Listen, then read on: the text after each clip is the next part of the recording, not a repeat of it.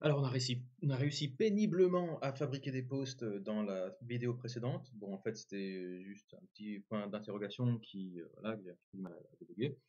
Bon, maintenant, ce qu'on va faire, c'est on va essayer de faire un get post, puisque au chargement de la page, notre qu'est-ce qu'il nous fait? Lui, il nous fait un get post.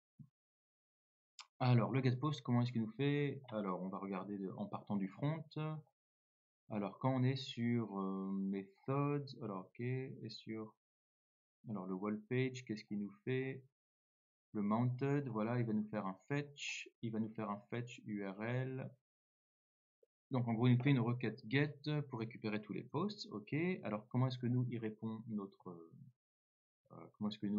serveur? Notre serveur, on va dans post router, on va sur voilà get post, et alors voilà, il nous fait un res.send de posts et de email. Alors nous, vous voyez qu'en fait les posts, c'est nous qui les avons fabriqués en dur là-haut. Alors en fait, nous, c'est pas vraiment ça qu'on veut. Nous, ce qu'on veut maintenant, c'est du Prisma. Alors je pense qu'on va pouvoir on va faire ça en async. Et puis on va utiliser donc prisma.post find many. Je crois qu'on les veut tous, non, hein? Je veux dire const post est égal à, alors, on va commenter ça, prisma.post.find many. Alors cette fois, on ne va pas oublier le await, voilà.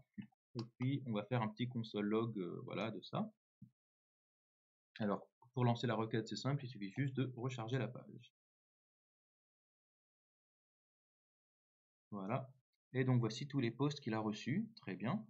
Donc il y a un ID, content, image URL, user ID, très bien.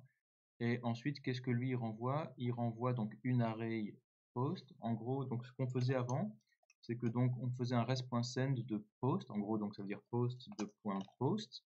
Et alors post, c'était quoi en fait? Post, c'était une array. C'était une array de machin qui contenait un ID, ok, un user, un content, un image URL, ok. Donc ça veut dire que là, si on fait ça, on va renvoyer un ID, on va renvoyer un content, on va renvoyer un image URL. Et alors on n'en est pas encore au content, mais ok, pour l'instant je vois, on n'a pas encore fait la partie content. Alors par contre, j'aimerais bien qu'en fait il nous passe le user là aussi pour chacun d'entre eux. Donc peut-être qu'on pourrait faire une requête parce que là on a besoin du voilà, on a besoin du user et pas du user ID. Donc peut-être qu'on pourrait demander à Prisma de nous renvoyer pas le user ID mais le user. Mhm. Alors voilà, je suis sur la doc, j'étais donc sur la partie read là du CRUD, puisque donc CRUD c'est create, read, update, delete sur Prisma. Et alors je cherchais, est-ce qu'il pourrait nous renvoyer en même temps l'email? Alors je sais ce que vous allez dire, hein, vous allez dire ouais mais regarde, tu pourrais tout simplement pour chacun d'entre eux faire une requête et dire c'est qui cet ID, et tu me donnes l'email. Enfin, ouais mais bon, moi j'ai pas envie de faire 50 requêtes. Imaginez que j'ai 50 posts, je vais pas faire 50 requêtes pour dire, et au fait, le gars qui a posté ça, c'est qui? Donc, je vais plutôt regarder si dans la doc, il n'y a pas un truc intéressant. Je vois subset, distinct field values. Alors, est-ce que ça pourrait être utile? Voilà, select a subset of related record field. Voilà, je crois que c'est ça, hein, voilà. Select a subset of related record field. Voilà, et donc on voudrait un subset, ça veut dire un sous-ensemble de records qui sont reliés à ça. Donc par exemple, voilà, on lui dit chope-nous le user qui a un email emma@prisma.io, mais je voudrais aussi que tu nous fasses un select donc de l'email true des posts select likes true. Donc et tu me montres pour Emma eh ben, tous les posts qui ont été likés par quelqu'un d'autre, par exemple. Donc vous voyez, là, ça nous évite de taper du SQL un peu sale, enfin du SQL, quoi, exemple pas. Donc on pourra rajouter une clé select, en fait. Alors, comment est-ce qu'on va faire? On va lui dire le get post, ok. Alors, find many. Ah ouais, mais alors nous, nous, c'était find unique. Et nous, c'était un find many. Alors, ben, on va chercher, hein. Prisma find many related, ouais, on va dire find many related, comme ça. Ah bah voilà, super. Le premier truc que je trouve, c'est nested read. Nested reads allow you to read related data from multiple tables in your database, such as a user and that user's post. Oh, yes, exactement ce qu'on cherche. Génial. Donc en fait, super. Donc on lui dit get user, get unique, where ID machin et include post. Alors c'est bien, sauf que moi je veux pour chaque post en fait, je veux plutôt le. Enfin, moi c'est un find many en fait, donc je sais pas si ça marchera. Mais écoutez, on peut essayer ça. Alors, est-ce que je peux lui dire, alors j'ai un find many, comme ça. Et alors en fait, bah, c'est un where, mais en fait, j'ai pas vraiment besoin de where. Je vais lui dire plutôt include.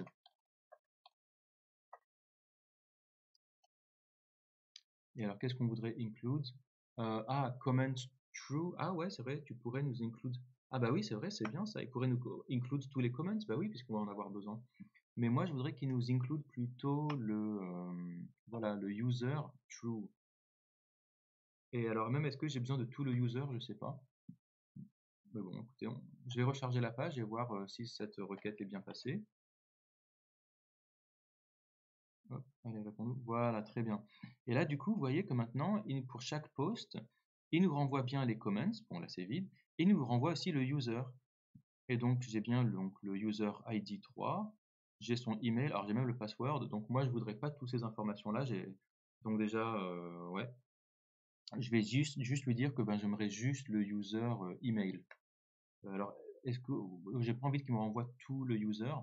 Est-ce que je peux lui dire, bah, montre-moi que le include true? Voilà, vous voyez que le true, ça return all fields. Et moi, je voudrais pas tous les all fields. Voilà, include category true, specific relation true. Ah voilà. Et donc en fait, il faut lui remettre un select au-dessus. You can use a nested select to choose a subset of relation fields to return. For example, the following return the user's name and title. OK. Of each related post. D'accord. Donc en gros, tu vas lui selected pour le post, tu vas nous select le title seulement. OK. Donc ça veut dire que là, pour le post, en gros, tu vas uniquement nous mettre le title. Donc peut-être que nous, au lieu de user, il faudrait qu'on mette un select de points. On va ouvrir ça. Et au lieu de mettre user true, on va plutôt lui mettre user. Qu'est-ce qu'on voudrait bah, c'est pas true du coup, c'est email. Est-ce que ça marche ça? On va recharger notre page. Non, alors c'était pas ça, c'était select user. Ah oui, alors attendez, oui non, user, ah oui non, pardon. Select user, je crois qu'il faut que je mette encore un objet là et que je lui dise plutôt email de point true. Je crois que ça va être plutôt un truc comme ça. On recharge. Non, ça n'a pas marché. Bon, bah, on va aller en arrière. Voilà, users, peut-être true. Peut-être que pour users, je vais plutôt le mettre select de point email. Mais le problème, c'est que email, en fait, moi, j'ai déjà un truc qui s'appelle email là-haut. Peut-être que si je le mets entre guillemets, peut-être, je sais pas. On va voir. Hein. Non. Ok, alors on va regarder à nouveau. J'aime pas trop le select. Par contre, il nous dit, vous pouvez nester le select dans un include. Par exemple, il va nous retourner tous les users et le titre de chaque post. Ok. Donc, par exemple, donc, il dit, tu me get le user qui a un ID de 1 et tu me includes les posts. Et dans les posts, tu me selectes le title. Ça peut être bien. Donc, je vais lui dire comme ça. Hein. Donc, en gros, donc, tu me trouves pour chaque post, tu me includes les comments. Et pour chaque user,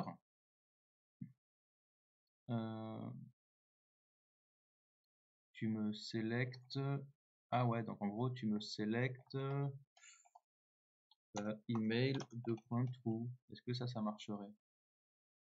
Je crois que c'est ce qu'on vient de faire. On va voir.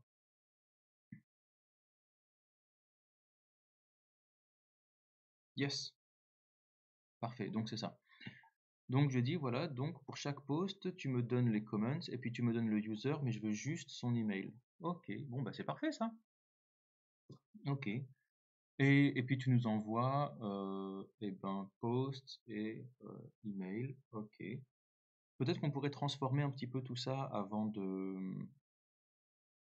Non? Est-ce qu'on pourrait transformer un petit peu tout ça avant de le renvoyer? J'ai un user email.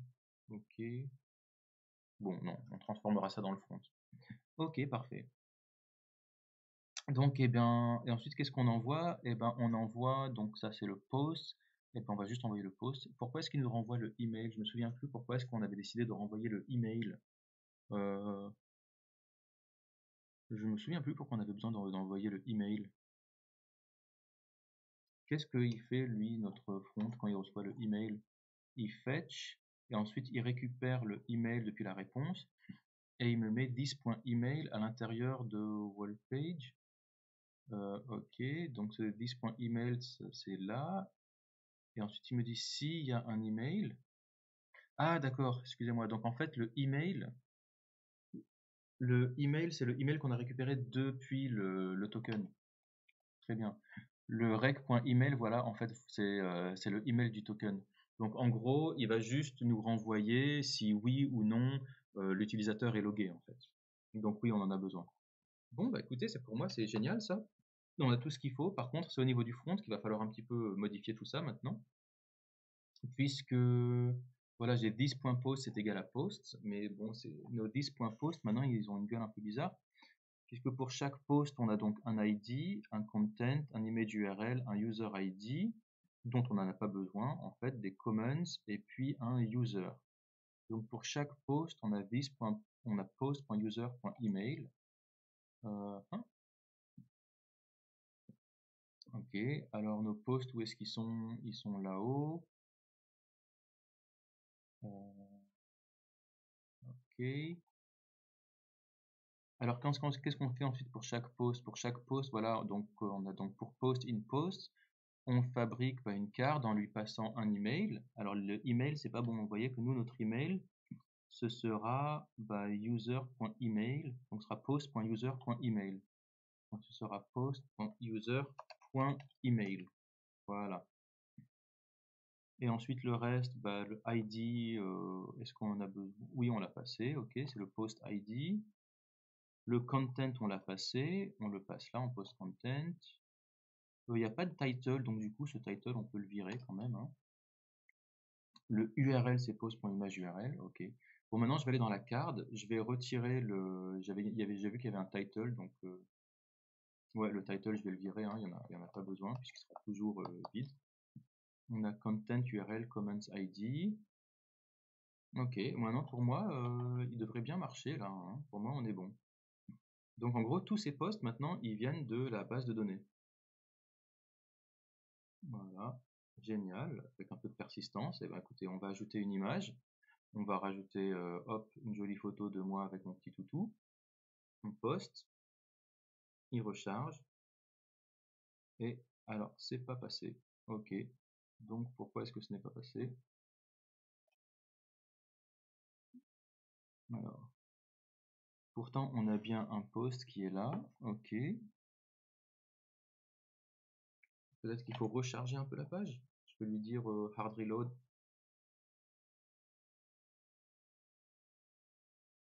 Non, il n'est pas passé.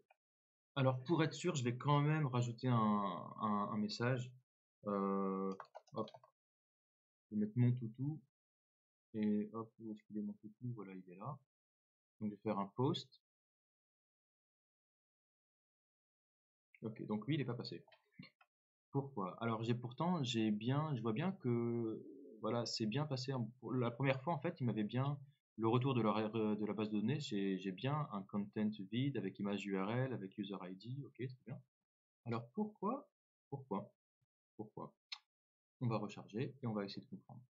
Alors là, il est en train de faire une requête. Alors, où est-ce qu'elle est? Notre requête post, elle est là. Non, ce n'est pas celle-là, c'est celle-là. Voici la réponse. La réponse est post ID 1, ID 2, ID 3, ID 4, ID 5, ID 7, ID 8. Alors, j'ai même le 10, vous voyez qu'en fait, dans l'ID 10, dans l'ID 10, là, on est bon. Hein. Et il a reçu un ID 10, content mon toutou, image URL, user ID, comments rien, user, email, venant de région. Et pourtant, lui, il a rien fait. Donc pourquoi est-ce qu'il n'est pas allé m'afficher tout ça? C'est intéressant. Il m'a affiché le ADZ là. Ah, attendez. Ouais, mais c'est bien ce que je pensais en fait. Je suis désolé. En fait, c'était tout en bas. Et oui. Et oui, et oui, et oui, et oui. Parce qu'en fait, il nous affiche tout, oui, du haut vers le bas. Donc, qu'est-ce qu'on pourrait faire? Bah, soit on pourrait demander à la base de données de nous envoyer les données en ordre. On pourrait lui demander de nous les agencer par date, peut-être. On pourrait faire ça, hein, de nous les renvoyer par ordre chronologique. Hmm. Ouais, je pense pas que c'est sur le front qu'on devrait régler ce problème-là. Mais écoutez, dans la vidéo d'après, je vous propose qu'on résolve ce problème pour qu'on ait les trucs les plus nouveaux en haut et pas en bas. Allez, à toutes.